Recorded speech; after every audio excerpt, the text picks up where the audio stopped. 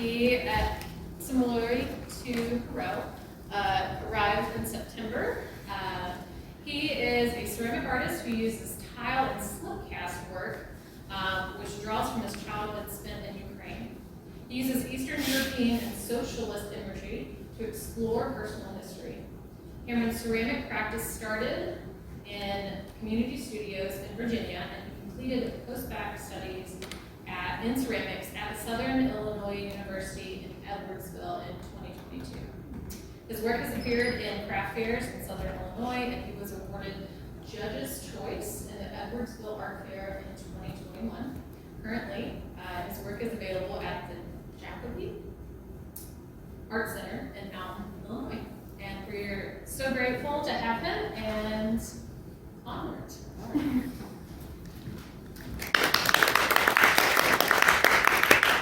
Well, thank you everyone for coming today. Thanks to the New Harmony Clay Project for hosting me for this residency over the last few months. I've had a wonderful time getting to know the people here, getting to work with Perot, Elizabeth, and Mitzi in the studio, and getting to focus on my art practice. My work is a contemporary representation of Soviet art and history to an American audience. My handmade tile murals depict posters and advertising in a socialist realist style, distorted and obscured through computer pixelization. I'm fascinated by propaganda and mass communication, especially in a rapidly reproducible media. So in creating ceramic objects, I'm giving this ephemera a more permanent existence. I was born in West Germany in 1990 as my parents served in the US Army, and later moved to Ukraine as we embarked in Southern Baptist missionary work. In Ukraine, I evangelized, I learned Ukrainian and Russian, I traveled in Eastern Europe. When I returned to the United States for college, I deconstructed my conservative evangelical upbringing and encountered some deeper philosophical problems with capitalism and theism. My research begins with reading. Since the fall of the Soviet Union, Western historians have enjoyed new access to formerly hidden topics. Open archives, declassified documents, and a whole world of unfamiliar products are now available for historical research. My focus is on ephemera, posters, labels, and trinkets. The latest work I've made my way through is Government Issue, The Material Culture of the Red Army, 1941-45, by Dr. Brandon Michael Schechter. My approach to these histories is selective. I make a survey of the work and glean what turns of phrase, sources, or facts are relevant to my work. While nothing in my current work is about the Red Army, the universal experience of military service in the USSR helps inform my understanding of its history and cultural development. My research is not only into the past, but also the present. We all live in a post-Soviet world, and the fall of the USSR changed Americans' political priorities, both foreign and domestic. The post-Soviet experience of Eastern Europeans can be held up as a mirror to the Western experience of the end of history. In my reading of Artistic Ruptures and Their Communist Ghosts on the Post-Communist Condition as Threshold Experience in Art from an Eastern Europe, a thesis by Dr. Magda Shulkala, I learned about the continued importance of political art in Eastern Europe and how it's received and rejected by Western audiences. In addition to my reading, I follow many contemporary Eastern European artists, galleries, and critics for inspiration and conversation. But my research isn't purely academic. I find inspiration through online image boards, amateur archives, and even social media accounts. The internet's full of hobbyist archivists who share their niche collections of ephemera. I've used the archives produced by cigarettecollector.net and pivo.ru as sources for images I then manipulate and reproduce in my work. Cigarettecollector.net is maintained by the grandson of the original collector, Melvin Aiken, and pivo.ru is a personal project by Pavel Vladimirovich Igorov. These collectors aren't academics, but their work is thorough and invaluable to my research. These are some examples of my work based on cigarette boxes and beer bottles from the former Soviet space. I'll discuss in more detail later the nostalgia that many Eastern Europeans feel towards the Soviet experience, but to suffice it to say, there are many social media accounts which post images and videos designed to appeal to that longing for a lost world and a lost future. In addition to these resources from amateur historians and social media influencers, glossy, full-color books collecting and analyzing Soviet propaganda enjoy a certain popularity in the West. Fuel Design, Typografia, and Osnovi are a few of the many small publishers producing photo books focused on the former Soviet Union. Not only are new books being published documenting this era, many niche booksellers are also providing Soviet-era publications to Western audiences for the first time. In Ukraine, since 2015, there's been a policy of decommunization, which mandates the destruction of communist monuments and public art. This process has accelerated since the Russian invasion in February of this year. In response, there have been several artists, photographers, and publishers moving quickly to document the now rapid disappearance of the socialist cultural heritage of Ukraine. These books are a priceless resource for me, but also for historians of Soviet art history. Christopher Herwig is one photographer working to capture the now crumbling transportation infrastructure of the former Soviet Union in his Soviet bus stops and Soviet metro stations series of photo books. Yevgen Nikiforov is another photographer whose work, Decommunized Ukrainian Soviet Mosaics, is an important resource for documentation of these anonymous, ubiquitous, and endangered pieces of art. Nostalgia is a term coined to describe the nostalgia of East Germans for the communist system, but a kind of Sovstalgia exists across Eastern Europe. For the last 30 years, Eastern Europe, including Russia, has undergone a complete system collapse, followed by capitalist capture and exploitation. While conditions have improved for some, the loss of social support, labor protections, and the providence of basic services has left many behind. While this nostalgia is more common among the over 40 crowd, there's a set of young people in Eastern Europe who resent the lost future and failed promises of their parents' generation. Since the collapse, life expectancy has fallen, poverty and unemployment has increased, and the cost of living has skyrocketed. Of course, the Soviet system was not flawless, but certain material realities of capitalism, such as unemployment, destructive economic competition, and financial obstacles to education, healthcare, housing, and retirement, have many people looking back to communism as an answer to these problems. The Ukrainian Socialist Soviet Republic emerged in the early 1920s. This is a map of the changing borders of Ukraine back to the medieval era.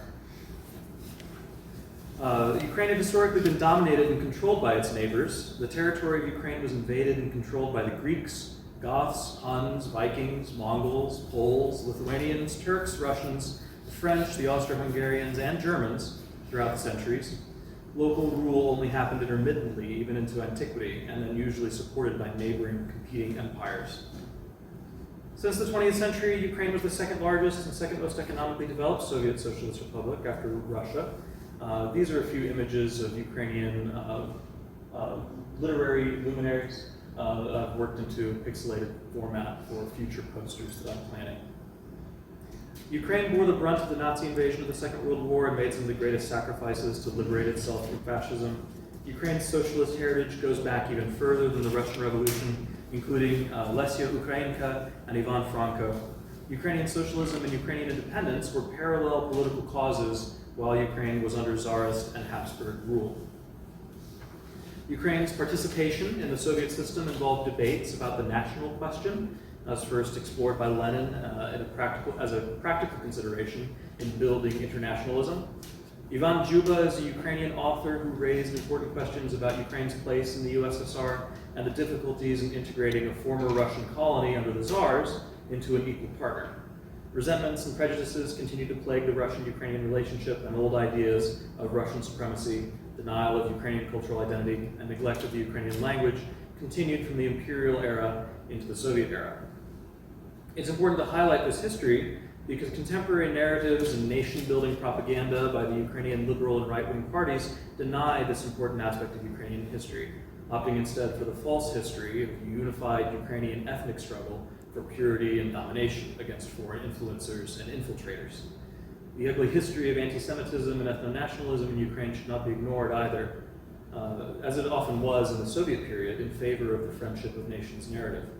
Even more troubling today are those who embrace these aspects of Ukrainian history in search of anti-communist heroes, such as the mass murderer and Nazi collaborator Stepan Bandera. You'll see on this image my process as I combine Soviet propaganda with historical photographs as I produce new work. The socialist heritage in the former USSR includes a particular interpretive framework for reading history, propaganda, and literature. The blend of Marxist criticism, revolutionary politics, and collective trauma and triumph led to a specific perspective on the production and interpretation of propaganda. As I explore this concept of socialist heritage, I recognize I am a distantly related stepchild of the Soviet Union. My family moved to Ukraine in 1998, well into the application of capitalist shock doctrine to the former USSR. I encountered a crumbling infrastructure and a crippled economy. the result of a lack of centralized state support for essential projects like housing, transportation, and communication. Blackouts were frequent, the roads were terrible. A colleague joked that he could tell the economy was improving because he saw a plastic black bag blown by the wind down the street and no one was chasing after it. Kyiv is the capital of Ukraine. It was nearly destroyed in the Second World War. It's the city that I first moved to when we came to Ukraine. Except for a few ancient churches and some historic sites, the city was entirely constructed under Soviet direction. So I was surrounded by monumental public art. Perhaps most formative for me was my visit to the Museum of the Great Patriotic War, the Soviet name for the Second World War. This museum is housed in the base of a stainless steel 200-foot tall sculpture titled Motherland. Executed in the socialist realist style, the statue raises a sword and shield in salute facing east, recognizing the sacrifices of millions to liberate Ukraine from fascism. Of course, I recognize my perspective on the Soviet Union was propagandized, even if the propaganda was produced before I was born. But we all have a propagandized view of the past. What matters is a critical perspective and interpretive framework to help us understand the images that we are presented. Western audiences are particularly sensitive to Soviet propaganda, alternatively horrified and amused by its directness. Unlike in the West, the Soviet system did not develop such a sophisticated marketing and advertising apparatus, and mass media in the Soviet Union was not driven by profit. A separate art history, beginning with Russian constructivism, mandated socialist realism, and the mid-century thaw, means Soviet art is out of sync with Western art and advertising. Using this uncanny reflection, I am inviting Western audiences to develop an eye for propaganda and its techniques. The socialist heritage of former Soviet states includes a distrust for official proclamations and advertisements. While Westerners are increasingly aware of the ways that they are manipulated by media, advertisements, and propaganda, I think we lack certain interpretive tools to decipher what they really say. Moreover, the messages of advertising and propaganda are often mixed with a drop of truth. Wholesale rejection of propaganda as false or misleading is counterproductive. Propaganda and other official declarations must be read critically, and goals can be discerned from the pieces of truth found within them. Not advocating a conspiracist mindset, deliberately seeking connections and conclusions that reinforce pre-existing biases, regardless of evidence, but rather a critical approach which analyzes the motivations, material conditions, and contradictions within our system. Again, showing some examples of my poster creation process. Propaganda has been renamed in the United States. American propaganda includes health directives, safety guidance, public art, patriotic displays, Hollywood consultation, and a myriad of private for-profit advertisements. Many of the messages are positive, helpful, and even necessary to ensure the public good, but many of those messages also advocate for the maintenance of current class relations. They manufacture consent for the business of the American empire, and they serve corporate interests before they serve the public good. The uncanny mirror of Soviet propaganda is my tool for illustrating the complex and contradictory purposes of advertisement and public service announcements here. My work comes from a specific ideological and historical perspective. I'm reinterpreting the Soviet experiment for 21st century Westerners. I mentioned earlier the split in art history that started in the 1920s in the USSR. Integrating Soviet art history into the now post-Soviet world means making some room for political art, ideological art, and uncanny or uncomfortable art with different values and different purposes. Contrast and contradiction are the major compositional elements of my work, both aesthetically and conceptually. I don't want to present a duality or a binary with one idea dominating the other, but rather a clearly articulated difference which can be resolved through the audience's interaction. I'm attempting to construct a dialectical formula: thesis and antithesis yield synthesis. In my latest work, I'm exploring how marketing can exploit everything, even socialist aesthetics. The capture by capitalist marking of anti-capitalist imagery is not a contradiction, but an ironic byproduct of capitalist expansion. What I'm bringing forward is a contradiction between the need for genuine information and the need for marketing material for this current system to continue to operate. This contradiction will not be resolved in my work, but in history. Most of my work is pressed tile with underglazed decoration. These tiles are prototyped on slabs and printed with stamps, then duplicated with plaster molds. I create plaster squares with the negative of the clay prototype, Then I make a multi-tile mold, which I can then press a slab into and then cut down into individual tiles. These tiles are thin and compressed to prevent warping, which still sometimes happens. Warping is the main problem with producing flat tiles. Clay likes to roll up when it dries, so I press the tiles thin so they can dry quickly. I also overfire the clay just a little. The additional heat slumps the clay slightly so they can form to the flat kiln shelf. The tiles are pressed in a repetitive square pattern, and I use those squares to apply pixel art to the panels.